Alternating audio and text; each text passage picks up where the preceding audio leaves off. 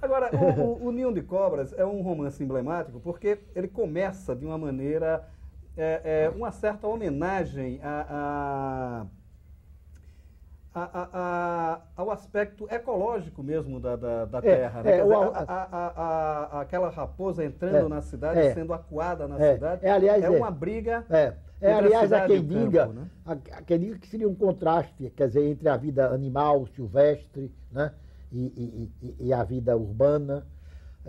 O Alceu Amoroso de Lima, o Tiziano da Ataíde, achava que aquela raposa sacrificada, como era no tempo da ditadura, era uma alegoria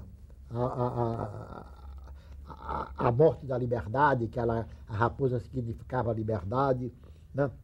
Ainda recentemente, eu soube que saiu agora dos Estados Unidos uma grande história do Brasil, do grande catedrático americano da Columbia University, e ele cita Ninho de Cobra, baseado na edição que saiu dos Estados Unidos, né, Snake Nest, como uma alegoria da vida ditatorial.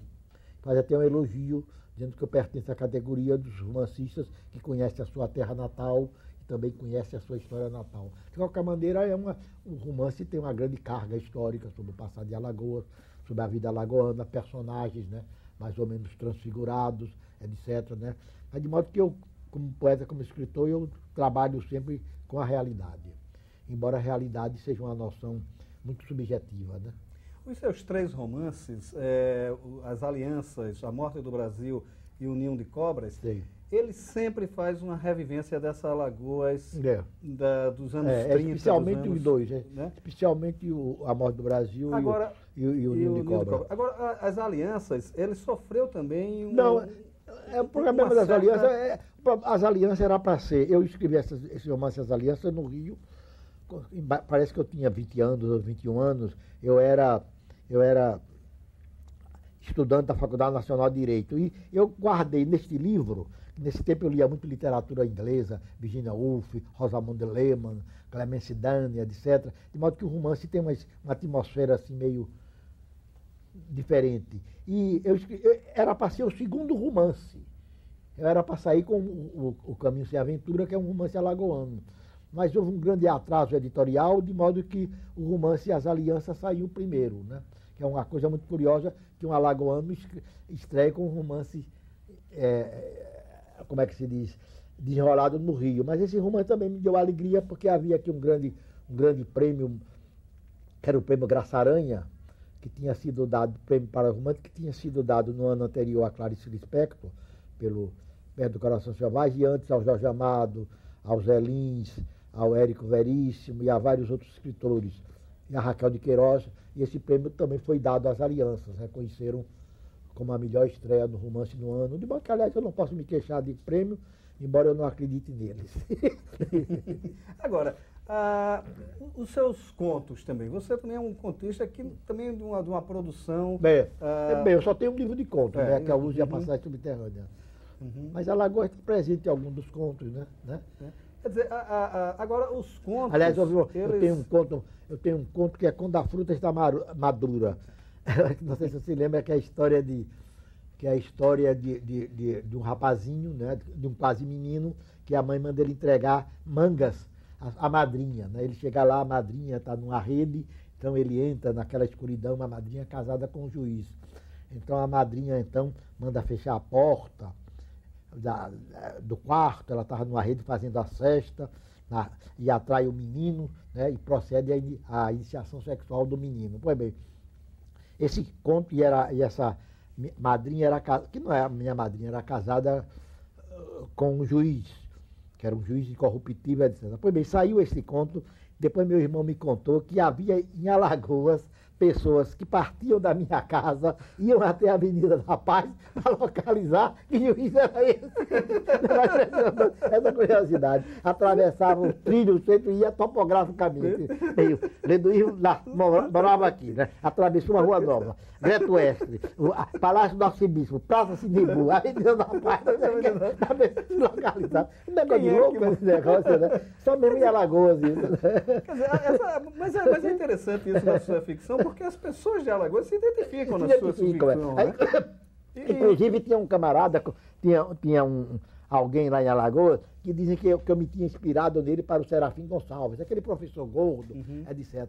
Para não passar recibo, ele escreveu logo um artigo elogioso sobre o livro, como que diz, né? Para que todo mundo pensasse. Se fosse ele não elogiava. O modo que ele saiu, esse foi mais esperto do que todos, né? Agora, você está tendo agora, a editora Leitura está fazendo uma reedição dessa sua obra de ficção. De ficção, Quer dizer, como é que você, como leitor, está vendo essa ficção hoje? Eu sou fundamental, em primeiro lugar, eu sou fundamentalmente um poeta, né? Mas há vários poetas no mundo, grandes e pequenos, né, que também cultivam a ficção. Essa é a verdade. Nós temos grandes exemplos, assim, como Victor Hugo, né, foi um poeta e um romancista, né? O próprio Machado de Assis, que era um romancista e também era um poeta, essas coisas todas, de modo que eu não vejo muita incompatibilidade, né? Assim, e de qualquer maneira eu coloco os romances dentro da minha poética, né? Dentro do coisa. E também, por outro lado, eu reconheço que em romances como Ninho de Cobra, e especialmente A Hora do Brasil, eu sigo uma vertente que se distingue da habitual vertente do romance brasileiro, que depois do grande surto do romance nordestino, né, e também, não apenas nordestino, mas também gaúcho, com Érico Veríssimo, né, aqueles grandes romances como Jorge Amado, Graciliano, Raquel, Zé Lins, Érico Veríssimo, eram romancistas dotados de um grande sentimento social, uma grande dimensão social, romancista voltado para a vida social, fazia grandes painéis contemporâneos, né? Isto sumiu inteiramente do romance brasileiro. Hoje o romance brasileiro é um romance intimista, né, ou até sexual. Os personagens passam a vida inteira ou bebendo vinho ou transando, não fazem outra coisa, não tem emprego, ninguém sabe de que é que eles vivem.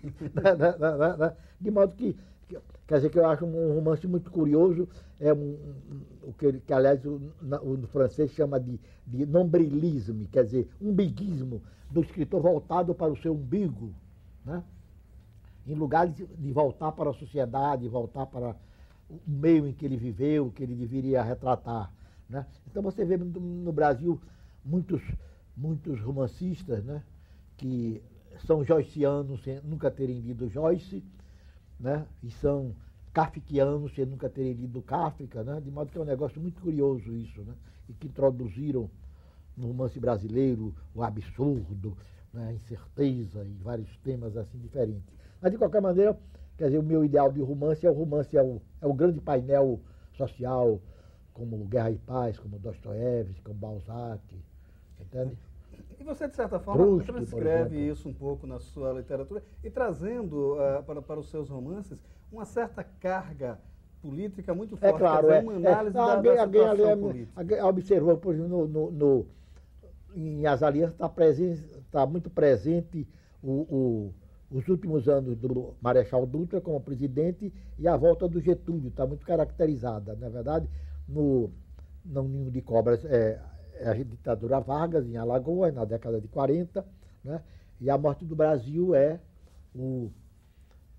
a ditadura militar, né?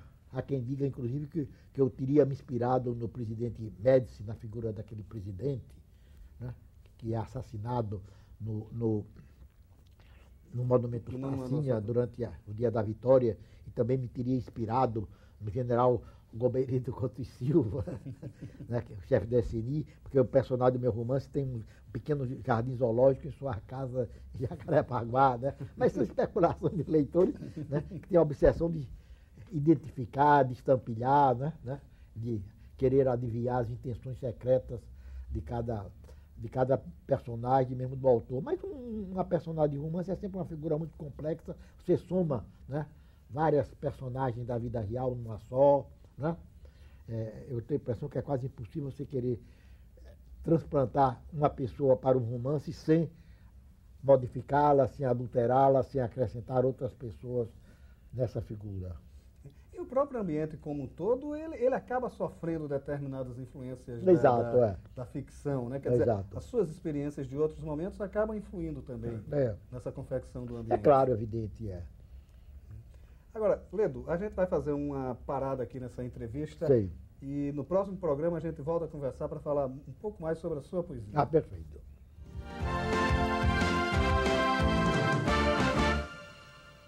Literatura, desafio e superação. Curiosamente, vivemos num país que insiste em dificultar o acesso à leitura.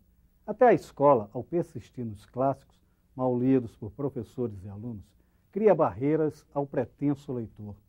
Tudo isso fica muito claro na leitura do novo livro de Luiz Augusto Fischer, Literatura Brasileira, Modo de Usar, lançado pela LPM. Trata-se de um muito bem elaborado ensaio que despe toda a pompa da teoria literária. A rigor, um livro de autoajuda para quem pretende se tornar um bom leitor. Fischer parte do princípio de que, ao longo dos anos, criou-se uma linguagem cifrada, uma espécie de código secreto, onde os especialistas se fecham para destacar sua, digamos, erudição. A atitude nada faz além de criar um imenso fosso entre a academia e o leitor comum. Os principais prejudicados são o escritor e a literatura, que assistem minguar sua área de ação. Perde também o público, privado do prazer e da formação humana que somente a literatura pode oferecer. Desvendando códigos, facilitando acessos, Fischer consegue abrir todas as portas para a boa leitura e assim escreve um livro fundamental. A leitura do texto de Luiz Augusto Fischer suscita uma questão. Até que ponto a crítica acadêmica é importante para a literatura? A verdade é que ela ganha interesse a partir do momento em que debate novos temas. É o caso do livro Uma Cidade em Camadas, organizado por Margareta Itamar Harrison e lançado pela Horizonte. Em 16 breves ensaios, 16 especialistas dissecam o romance Eles Eram Muitos Cavalos, de Luiz Rufato. O interessante é ver a diversidade temática que foi extraída do romance. Os debates vão da profissionalização do escritor à violência, passando pela degradação do ambiente urbano e pela pobreza material e espiritual dos personagens. Embora não abra mão da linguagem quase inacessível e acadêmica, os textos oferecem luzes para melhor se trilhar a obra tão inquieta quanto inovadora de Luiz Rufato. Para desvendar esfinges literárias, Literatura Brasileira, Modo de Usar, de Luiz Augusto Fischer, e Uma Cidade em Camadas, organizado por Margarita Itamar Harrison. O Leituras de hoje fica por aqui, e você bem pode ficar na companhia de bons autores e bons livros. Até nosso próximo encontro.